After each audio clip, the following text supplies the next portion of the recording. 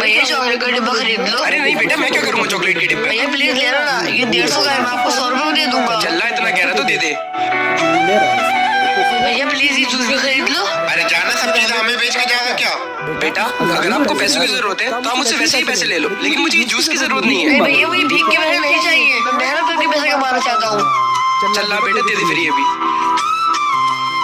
अब ले लिया डिब्बा तुमने तो एक चॉकलेट भी खिलाई दो। अरे ये तो खाली है, लगा गया ना वो चूना तुम्हें, बस हो गए खुश। चल भाई, इनके पास चलते हैं। चल जल्दी। साले चोर, खाली डिब्बे देके जाता हमें, पैसे निकाल मेरे। सॉरी भैया, ये लिए आपके पैसे।